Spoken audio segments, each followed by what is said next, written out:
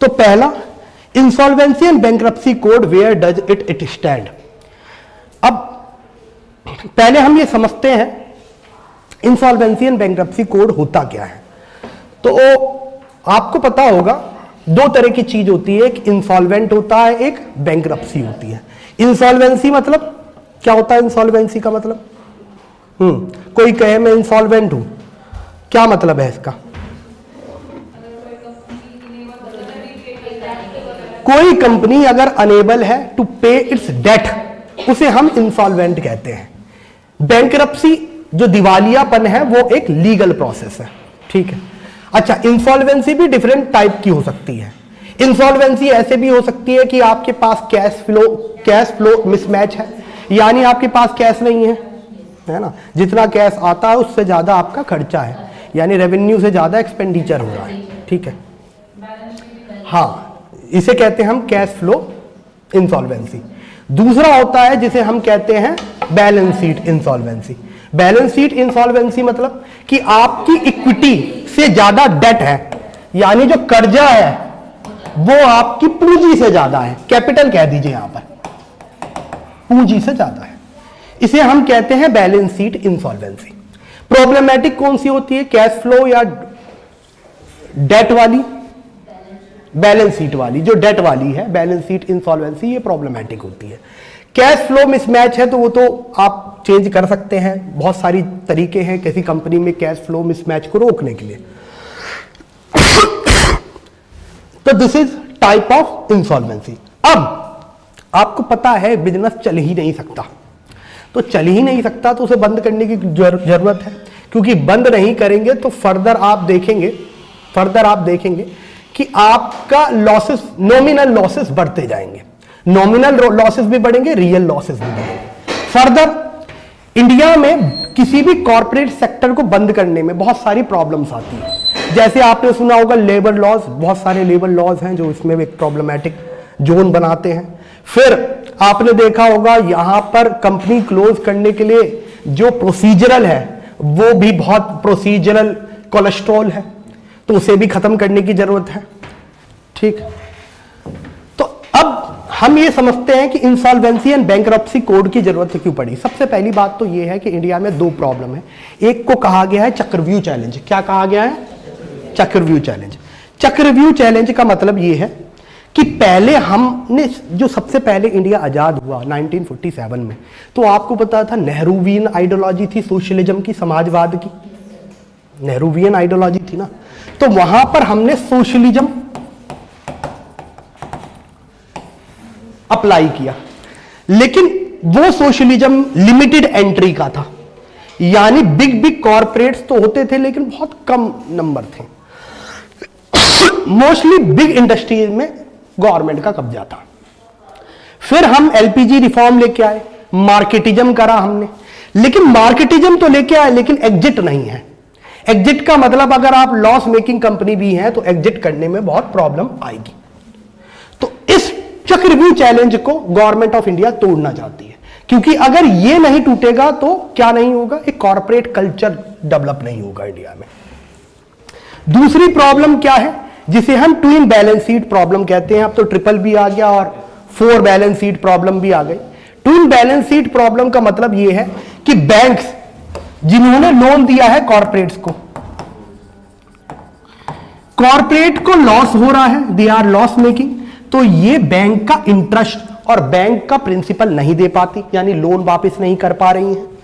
जो बैंक्स हैं ये फर्दर लोन नहीं दे रहे हैं क्योंकि इन्होंने लोन वापस नहीं किया।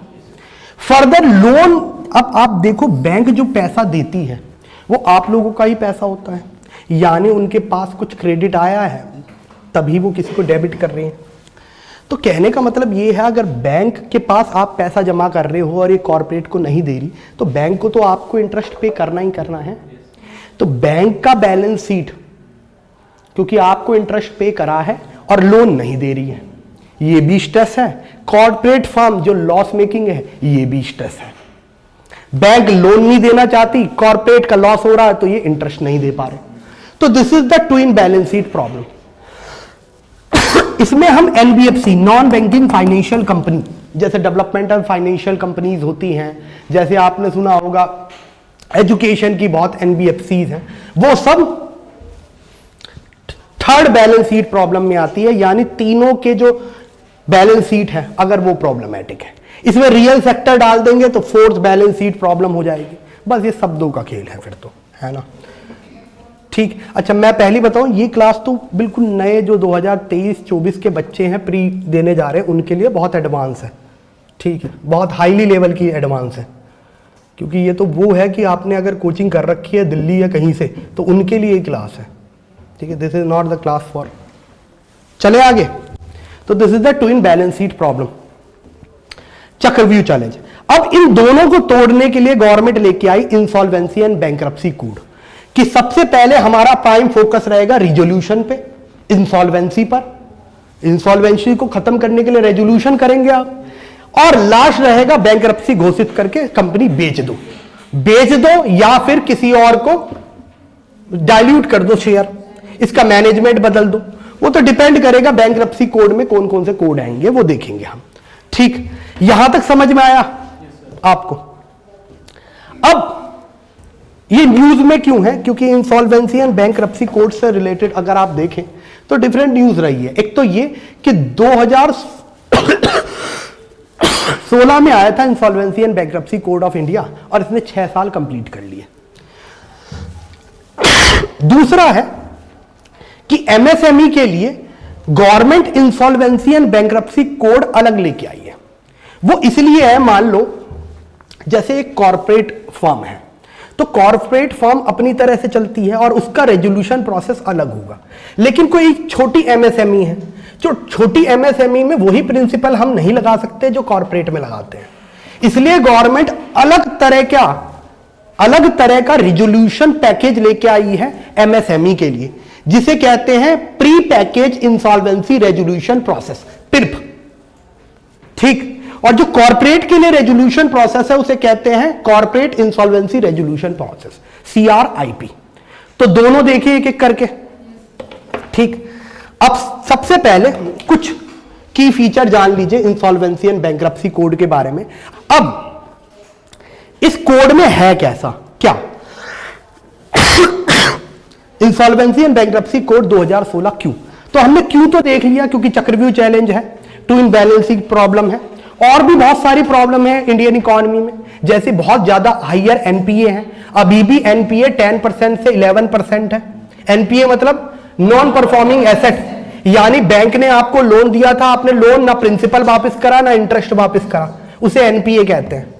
ठीक, तो उसे भी सॉल्व करना है। और क्या प्रॉब्लम सॉल्व करनी है, जो कोलेस्ट्रॉल प्रॉब्लम है इकोनॉमी की, जो मार्केटिज्म विद लिमिटेड एग्जिट है, कि आप अपनी कंपनी लॉस मेकिंग है फिर भी बंद नहीं कर पाते, तो उन सब के लिए इंसॉल्वेंसी एंड बैंक्रप्सी कोड आया है। फर्दर कौन इनिशिएट कर सकता है, इनिशिएशन क्रेडिटर हो या डेटर हो, दोनों कर सकते हैं। क्रेडिटर मतलब जिसने पैसा दिया है, डेटर मतलब जिसने पैसा लिया है, कर्जे वाला, है ना।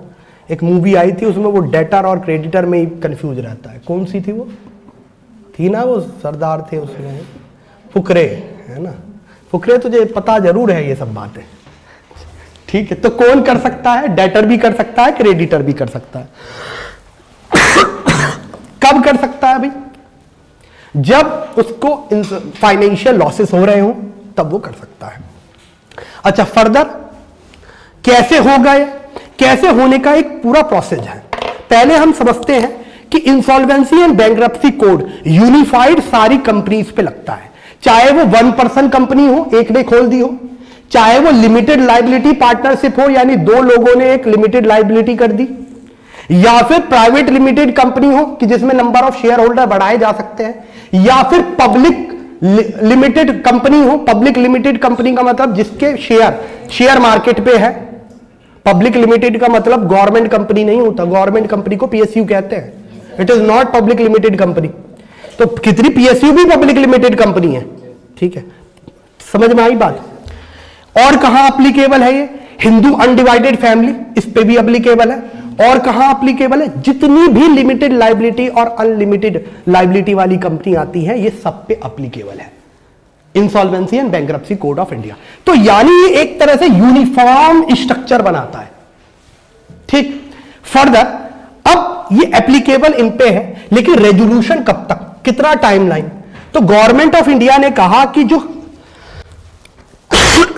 इंसॉल्वेंसी प्रोसेस है, कोशिश की जाए ये 180 दिन के अंदर पूरा हो जाए, यानी 6 मंथ के अंदर। मान लो 6 मंथ के अंदर क्रेडिटर और डेटर किसी रेजोल्यूशन प्लान पे नहीं पहुंचे, तो क्या होगा?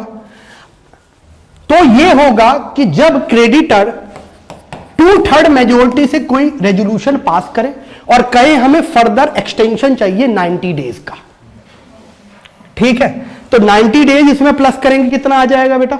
270 डेज।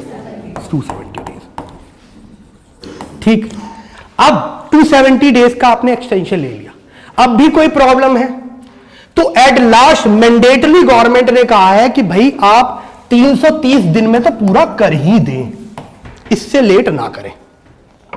समझ में आई बात? तो यानी पहले 180 दिन के अंदर पूरा करना है, अगर नहीं रेजोल्यूशन प्लान बना तो 270, उसमें भी नहीं बना तो लास्ट मैंडेटरी 330 दिन में पूरा कर देना है, कंप्लीट कर देना है।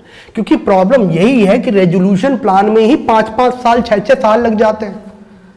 हमारा एवरेज रेजोल्यूशन प्लान 4.6 ईयर है। You will surprise to know, किसी कंपनी को बंद करना है और कंपनी बंद करने में 4.5 साल लग गए। अब समझ लो कितना फाइनेंशियल और कितना मॉनेटरी लॉस है एवरीवन। अब मैकेनिज्म क्या है, यानी इसे कैसे सॉल्व किया जाएगा? तो आपने देखा होगा कि हर चीज के लिए एक मैकेनिज्म होता है। जैसे आपने देखा होगा, किसी का भी एग्जांपल ले सकते हैं आप, जीएसटी का एग्जांपल ले सकते हैं। जीएसटी जब आया तो उसका पूरा एक मैकेनिज्म है। जैसे जीएसटी कौन डिसाइड करता है? GST council. जीएसटी रेट कौन डिसाइड करता है? GST council. उसमें फाइनेंस मिनिस्टर चेयरपर्सन होते हैं, पता है ना आपको। जीएसटी कॉन्स्टिट्यूशनल लॉ है या स्टैट्यूटरी है? कॉन्स्टिट्यूशनल है। ये फिस्कल रिलेशन ही तो है सेंटर और स्टेट के बीच में। इनडायरेक्ट टैक्स का एक यूनिफाइड कोड है, समझ में आया? सारे इनडायरेक्ट टैक्स, एक तो डायरेक्ट टैक्स है जो जेब पे लग गया डायरेक्ट, एक इनडायरेक्ट टैक्स जो पार्ले जी का बिस्किट खरीदते हुए दिया है। ठीक, तो इनडायरेक्ट टैक्स का एक यूनिफाइड कोड है नोन एज जीएसटी। अब जीएसटी का एक फ्रेमवर्क है। ऐसी फ्रेमवर्क होता है जब हम किसी रेजोल्यूशन प्लान को करते हैं, क्योंकि एक प्रोफेशनलिज्म की जरूरत है और किस तरह से होगा इसके लिए पूरा इंफ्रास्ट्रक्चर बनाया गया है। जैसे सबसे पहला पिलर जो है इसका, वो इंसॉल्वेंसी प्रोफेशनल है। इंसॉल्वेंसी प्रोफेशनल का मतलब एक न्यूट्रल आदमी जो ये सब इंसॉल्वेंसी के प्रोसेस को मैनेज करेगा। अब न्यूट्रल पर्सन क्यों जरूरत है? बायस ना हो, ना क्रेडिटर का साइड लेना डेटर का। मान लो जो डेटर है वो देना चाहता हो लोन, लेकिन लॉस मेकिंग है, कहां से देगा? तो उसे कुछ टाइम दे दिया है ना, इसे कहते हैं रीस्ट्रक्चरिंग ऑफ लोन, या उसका थोड़ा लोन कम कर दिया, मोरेटोरियम दे दिया कि आज नहीं 7 दिन बाद दे देना, 3 महीने बाद दे देना, इसे मोरेटोरियम कहते हैं। समझ में आया? तो इंसॉल्वेंसी प्रोफेशनल सबसे पहले आएगा जो इस सारे रेजोल्यूशन प्लान को ओवरसी करेगा। फर्दर इसके लिए आपको पता है, जैसे आप लोन लेने जाते हैं तो एक सिविल रेटिंग होती है आपकी, उसके बेसिस पे बैंक आपको लोन देता है। यानी आपकी इंफॉर्मेशन बैंक के पास है वाया योर पैन कार्ड। सबको पता है ना ये बात। अब ऐसी कि किस कॉर्पोरेट इंडस्ट्री की कैसी क्रेडिट हिस्ट्री है, बैंक की कैसे क्रेडिट हिस्ट्री है, इन सब के ऊपर इंफॉर्मेशन की जरूरत है। इस इंफॉर्मेशन के लिए एक न्यू इंडस्ट्री बनाई गई जिसे कहते हैं इंफॉर्मेशन यूटिलिटी। जैसे हमारा सिविल रेटिंग होता है ना, वैसे यहां पर इंफॉर्मेशन यूटिलिटी है। यानी एक कॉर्पस है डेटा का, इसे इंफॉर्मेशन यूटिलिटी कहते हैं, जहां पे सारा डेटा है। समझ में आया? अब इन सब को रेगुलेट करने के लिए इन सब को रेगुलेट करने के लिए एक रेगुलेटर की जरूरत है जो ओवरसी करे। जैसे हमने देखा है कि कैपिटल मार्केट को कौन रेगुलेट करता है? सेबी। मनी मार्केट को कौन रेगुलेट करता है? आरबीआई। जैसे इंश्योरेंस को कौन रेगुलेट करता है? इरडा। पेंशन को कौन रेगुलेट करता है? पीएफआरडीए। ये सब करते हैं ना। तेज बोला करो, लोगों को भी सुनाई दे कि तुम्हें कितना सारा आता है। ठीक। तो फोर्थ पिलर यहां पर भी एक रेगुलेटर बनाया गया उन्हीं की तरह। उस रेगुलेटर को कहते हैं insolvency and bankruptcy board of India. ये सारे प्रोसेस को रेगुलेट करेगा। अब थर्ड, ये तो फोर्थ पिलर है। थर्ड पिलर हमने अभी इसलिए छोड़ा कि थर्ड पिलर ही लास्ट में आना है, और थर्ड पिलर का नाम है एजुकेशन। एजुकेशन का मतलब दो लोग बैठाए और समझौता करवा दिया, ये भी एजुकेशन है। क्रेडिटर और डेटर बैठाए, और क्रेडिटर में दोनों तरह के क्रेडिटर आएंगे, फाइनेंशियल क्रेडिटर भी आएंगे, ऑपरेशनल क्रेडिटर भी आएंगे। फाइनेंशियल क्रेडिटर का मतलब जिसे पैसा दिया है। ऑपरेशनल क्रेडिटर का मतलब मान लो इसकी एक रियल एस्टेट की कंपनी है और मैंने इसे रेत, आरसीसी, ईंटे ये सब प्रोवाइड करा है, ठीक है, और मेरा करोड़ों का इसका सप्लाई गई हुई है। मान लो ऑपरेशन मैंने क्रेडिट करा इसे और इसने कह दिया पैसा नहीं, to the hell with you. तो अगर ऐसा कह दिया तो मैं तो ऑपरेशनल क्रेडिटर हूं ना, तो मेरा भी पैसा गया है, बस ये माल में गया है, तो मैं भी इंक्लूडेड हूं क्रेडिटर में, और फाइनेंशियल क्रेडिटर भी हैं। तो दोनों तरह की हैं, फाइनेंशियल भी ऑपरेशनल भी। इवन होम बायर्स को, होम बायर्स जो होते हैं उसे भी ऑपरेशनल क्रेडिटर कहा है सुप्रीम कोर्ट ऑफ इंडिया ने, कि होम, अगर आपने घर खरीदा है और कंपनी बैंकरप्ट हो गई तो आपको भी रेजोल्यूशन प्रोसेस का हिस्सा बनाया जाएगा, because you are a home buyer, you are a operational creditor. समझ में आया सबको? तो थर्ड पिलर जो है वो है एजुकेशन का, कि बैठ के एजुकेट करा दे, समझौता करा ले। ठीक। अब एजुकेशन के लिए दो बॉडी है। अगर आप कॉर्पोरेट हैं, बड़ी एमएनसी हैं, तो आप, और लिमिटेड लाइबिलिटी पार्टनरशिप है, कोई भी एलएलपी है या फिर प्राइवेट लिमिटेड कंपनी है, कोई भी ऐसी है जो लिमिटेड लाइबिलिटी पार्टनरशिप पे आती है, उनका रेजोल्यूशन, एजुकेशन जो है वो कराएगा एनसीएलटी। एजुकेशन है ये, रेजोल्यूशन नहीं है। रेजोल्यूशन का काम किसका है? इंसॉल्वेंसी प्रोफेशनल का। ये तो तब जाएगा जब रेजोल्यूशन नहीं हो रहा। ठीक है, अब रेजोल्यूशन नहीं हो रहा तो समझौता कराओगे ना, तो ये समझौता है एवरीवन। तो एजुकेशन कराएगी एनसीएलटी, और एनसीएलटी कोई इंसॉल्वेंसी बैंक्रप्सी कोड में नहीं बनाई गई है। ये कहां बनाई गई है? ये बनाई गई है बाय कंपनीज एक्ट। किसके बनाई गई है? कंपनीज एक्ट 2013, और इसका सेक्शन 408, ये याद रखना है आपको। ये insolvency bankruptcy board of India code के अंदर नहीं आता, ये कोड के अंदर नहीं बनाई गई है, ये अलग से पहले से ऑर्गेनाइजेशन वर्क करती है, और ये 2013 में ही बन गई थी बाय कंपनीज एक्ट 2013। तो कॉर्पोरेट के लिए कहां जाएंगे हम? एनसीएलटी। अब आप खुद बताइए, जो छोटी कंपनी है, छोटी कंपनी मतलब जो कॉर्पोरेट नहीं है, अनलिमिटेड पार्टनरशिप फर्म है, अनलिमिटेड लाइबिलिटी है। अनलिमिटेड लाइबिलिटी समझते हैं ना? जैसे आपकी कंपनी है, अनलिमिटेड लाइबिलिटी का मतलब है अगर वो बैंकरप्ट होगी तो जितने भी लॉस होगा वो आपको जेब से भरा जाएगा। अनलिमिटेड लिमिटेड लाइबिलिटी का मतलब है जितने आपके शेयर होल्डर हैं और जितना आपने पेड अप कैपिटल शुरुआत में लगाया था उतनी की ही लाइबिलिटी है आपके पास। जैसे विजय माल्या की एक कंपनी थी किंगफिशर, वो बैंकरप्ट हो गई, तो ऐसा बात नहीं है कि किंगफिशर जो ब्रीबरी है जो अल्कोहल बनाती है उसे बंद कर दिया जाए, क्योंकि किंगफिशर पर विजय माल्या की लिमिटेड लाइबिलिटी है। तो जितना किंगफिशर में लॉस हुआ है, जितना paid up capital Vijay Mallya का होगा उतना ही आप वसूल कर सकते हैं। यह नहीं कि आप किंगफिशर अल्कोहल पे भी आपने ताला लगा दिया और कहा कि इससे पैसे निकाल के दे, ऐसा नहीं हो सकता। समझ में आई बात? फिर आप ये कहेंगे हर कोई फिर लिमिटेड लाइबिलिटी क्यों नहीं बनाता, अनलिमिटेड ही क्यों बनाए रखता है? बात यह है, लिमिटेड लाइबिलिटी में टैक्स कंप्लायंस बहुत है। ठीक है, हर महीने आपको टीडीएस भरना है, फिर जीएसटी तो लेना ही पड़ेगा। 40 से अगर ज्यादा की कंपनी है, 40 लाख से ज्यादा की कंपनी है, जीएसटी लेना पड़ेगा आपको। टैक्स कंप्लायंस है, इसलिए अनलिमिटेड लायबिलिटी कुछ लोग करते हैं, ठीक है। जो प्रॉफिटेबल तो ऑफ कोर्स नहीं होता, फिर गवर्नमेंट लोन भी नहीं देगी आपको अगर अनलिमिटेड लायबिलिटी है। समझ में आई बात? चलिए, तो हमने अभी देखा जो कॉर्पोरेट के लिए है वो कंपनी एनसीएलटी है, और जो इंडिविजुअल और अनलिमिटेड फॉर्म्स के लिए, इंडिविजुअल मतलब 1 पर्सन कंपनी, और ये 1 पर्सन कंपनी भी कैसी है? अनलिमिटेड। 2 पर्सन कंपनी ऐसा भी हो सकता है, एलएलपी भी हो सकती है। अगर वो एलएलपी है तो यहां आएगी।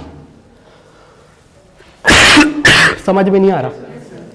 और अगर वो अनलिमिटेड फॉर्म है तो यहां आएगी।